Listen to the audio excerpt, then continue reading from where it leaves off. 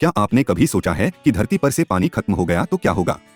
लेकिन कुछ ही सालों बाद ऐसा हो जाए तो ताज्जुब नहीं होना चाहिए। भूगर्भीय जल का स्तर तेजी से कम हो रहा है। ग्लेशियर सिकुड़ रहे हैं। यही सही समय है कि पानी को लेकर कुछ तो चेतें। ढाई हजारों साल पहले देश में जितना पानी था वो तो बढ़ा नहीं, स्रोत बढ़े नहीं, लेकिन जनसंख्या कई गुना बढ़ गई। मांग उससे ज्यादा बढ़ गई। पानी के स्रोत भी अक्षय नहीं हैं, लिहाजा उन्हें भी एक दिन खत्म होना है। विश्व बैंक की रिपोर्ट को लेकर बहुत से नाक भौं सिकोड़ सकते हैं। क्या आपने कभी सोचा है कि अगर दुनिया में पानी खत्म हो गया तो क्या होगा? कैसा होगा तब हमारा जीवन? आमतौर पर ऐसे सवालों को हम और आप कंधे उचकाकर अनसुना कर देते हैं और ये मान लेते हैं कि ऐसा कभी नहीं होगा।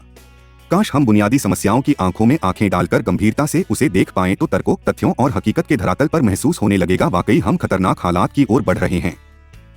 पानी की कमी की बात करते ही एक बात हमेशा सामने आती है कि दुनिया में कहीं भी पानी की कमी नहीं है।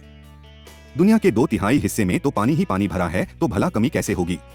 यहाँ ये बताना जरूरी होगा कि मानवीय जीवन जिस पानी से चलता है उसकी मात्रा पूरी दुनिया में 5 से 10% से ज्यादा नहीं है। नदियां सूख रही हैं, ग्लेशियर सिकुड़ रहे हैं, झीलें और तालाब लुप्त हो चुके हैं, कुएं, कुंड और बावड़ियों का रखरखाव नहीं होता, भूगर्भीय जल का स्तर तेजी से कम होता जा रहा है। हालत सचमुच चिंताजनक है। आखिर किस ओर बढ़ रहे हैं हम? पूरी दुनिया को नापने वाला नासा के सैटेलाइट के आंकड़े कहते हैं कि अब भी चेता और पानी को बचा लो, अन्यथा पूरी धरती बंजर हो जाएगी। लेकिन दुनिया से पहले अपनी बात करते हैं, यानी अपने देश की, जिसके बारे में विश्व बैंक की रिपोर्ट का कहना है कि अगले कुछ सालों यानी करीब 2 दशकों के बाद भारत में पानी को लेकर त्राहि मचने वाली है। सब कुछ होगा, लेकिन हलक के नीचे 2 घूंट पानी के उतारना ही मुश्किल हो जाएगा। 2500 साल पहले देश में जितना पानी था वो तो बढ़ा नहीं, स्रोत बढ़े नहीं, लेकिन जनसंख्या कई गुना बढ़ गई। मांग उससे ज्यादा बढ़ गई। पानी के स्रोत भी अक्षय नहीं हैं, लिहाजा उन्हें भी एक दिन खत्म होना है। विश्व बैंक की रिपोर्ट को लेकर बहुत से नाक भौं सिकोड़ सकते हैं, उसे कमर्शियल दबावों और बहुराष्ट्रीय कंपनियों की साजिश से जोड़कर देख सकते हैं। उन्हें लग सकता है कि अपनी इस रिपोर्ट के जरिए हो सकता है कि यूरोपीय देशों का पैरविकार माना जाने वाला विश्व बैंक कोई नई गोटियां बिठाना चाहता हो। लेकिन इस रिपोर्ट से अपने देश के तमाम विशेषज्ञ इत्तेफाक रखते हैं।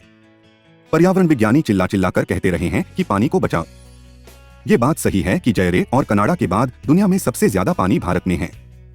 अभी भी समय है कि हम चेतें और अपने पानी के स्रोतों को अक्षय ही बनाए रखें।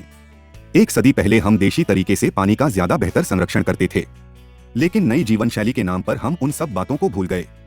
हम भूल गए कि कुछ ही दशक पहले तक हमारी नदियों में कलकल करके शुद्ध जल बहता था। अब ऐसा नहीं रहा। तथाकथित विकास की दौड़ में शुद्ध पानी और इसके स्रोत प्रदूषित होते चले गए।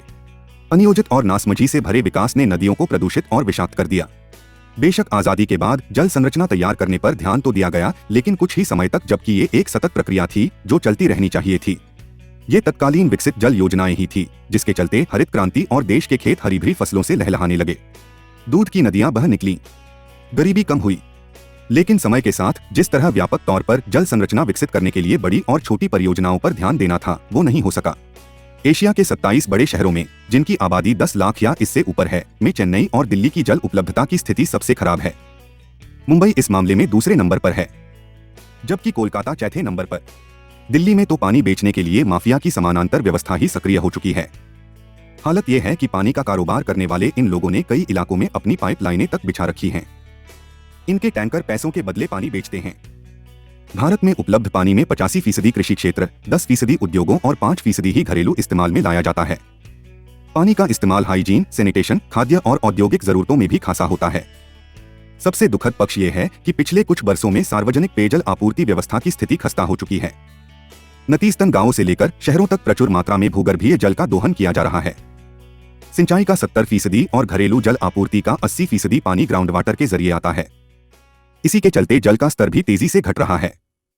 नासा सैटेलाइट से प्राप्त आंकड़ों का विश्लेषण करने के बाद अमेरिकी वैज्ञानिकों ने आगाह किया है कि उत्तर भारत में भूजल स्तर खतरनाक स्थिति तक नीचे पहुंच चुका है। पिछले 1 दशक में ये हर साल 1 फुट की दर से कम हुआ है। हरियाणा, पंजाब, राजस्थान और नई दिल्ली में 2002 से 2008 के बीच 28 क्यूबिक माइल्स पानी नदारद हो गया। इतने पानी से दुनिया की सबसे बड़ी झील को 3 बार भरा जा सकता है।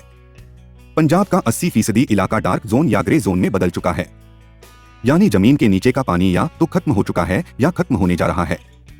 3 नदियां विभाजन के बाद पाकिस्तान में चली गईं। सतलज और व्यास यहां बहती है, लेकिन इनमें भी पानी धीरे धीरे कम होता जा रहा है। इनको बड़ा स्वरूप देने वाली जो धाराएं पंजाब में थी वो खत्म हो चुकी हैं। शिवालिक की पहाड़ियों से निकलने वाली जयंती, बुदकी, सिसुआ नदी पूरी तरह से सूख चुकी हैं। ये उस पंजाब की हालत है जहां जगह जगह पानी था। लेकिन पंजाब में कितने बड़े स्तर पर जमीन से पानी खींचा जा रहा है, इसका अंदाज इससे लगाया जा सकता है कि वर्ष 1986 में वहां ट्यूबवेलों की संख्या कोई 55,000 थी, जो अब 25 लाख के ऊपर पहुंच चुकी है। अब तो ये पंप भी जवाब देने लगे हैं।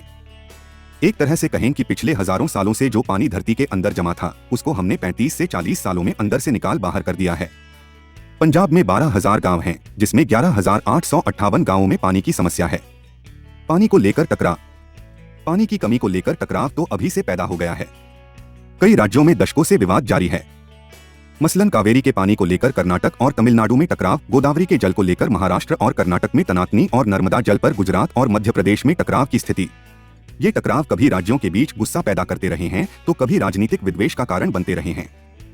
दरअसल भारत का 90% हिस्सा नदियों के जल पर निर्भर करता है, जो विभिन्न राज्यों के बीच बहती हैं। हमारे देश में अब तक स्पष्ट नहीं हो सका है कि नदी का कितने जल पर किसका हक है। दूसरे देशों में जहां पानी को लेकर दिक्कतें हैं, वहां जल अधिकारों को साफ तौर पर परिभाषित किया गया है। इनमें चिली, मैक्सिको, ऑस्ट्रेलिया और दक्षिण अफ्रीका जैसे देश शामिल हैं। पाकिस्तान और चीन भी पानी के अधिकारों को लेकर सिस्टम बनाने में लगे हैं। हालांकि अंतर्राष्ट्रीय फ्रंट पर भारत और पाकिस्तान के बीच हालात एकदम अलग तरह के हैं। दोनों देशों के बीच इंडस वैली परियोजना में पानी के अधिकार स्पष्ट तौर पर तय हैं। इसके लिए दोनों देशों के बीच एक संधि है। नए इंफ्रास्ट्रक्चर की जरूरत। मौसम में बदलाव से भारत में पानी की समस्या और विकराल होगी। मानसून के प्रभावित होने और ग्लेशियर्स के पिघलने से भारत को स्थिति से निपटने के बारे में सोचना होगा। भारत में दोनों ही स्थितियां तेजी से बदल रही हैं। कुछ इलाकों में बाढ़ आ जाती है तो कुछ इलाके सूखे का शिकार हो जाते हैं। भारत के कृषि सेक्टर को मानसून के बजाय दूसरे विकल्प तलाशने अगर जरूरी हो चले हैं तो पानी के उचित संरक्षण की भी। भारत के बांध प्रति व्यक्ति करीब 200 क्यूबिक मीटर पानी स्टोर करते हैं, जो अन्य देशों चीन, मैक्सिको और दक्षिण अफ्रीका प्रति व्यक्ति 1000 मीटर से खासा कम है। नए इंफ्रास्ट्रक्चर की जरूरत खासतौर पर उन क्षेत्रों में है जहां पानी की बहुलता है, जहां बरसात की बहुलता को भगवान के कोप का कारण मानते रहे हैं। मसलन पूर्वोत्तर राज्यों में जहां साल भर खासी बारिश होती है। बेहतर जल संरचना से मिलने वाला धन यहां की तस्वीर बदल सकता है। इन इलाकों में हाइड्रो पावर प्रोजेक्ट्स की काफी संभावनाएं हैं। विकसित देशों की बिजली की 80% जरूरतें अब भी हाइड्रो पावर के जरिए पूरी होती हैं। छोटे स्तर पर सामुदायिक जल एकत्रीकरण और वाटर हार्वेस्टिंग प्रोजेक्ट्स भी भविष्य में काम की चीज साबित हो सकते हैं। वीडियो को अच्छा लगा तो लाइक करते हुए चैनल को सब्सक्राइब जरूर करें। धन्यवाद। जय हिंद, वंदे मातरम।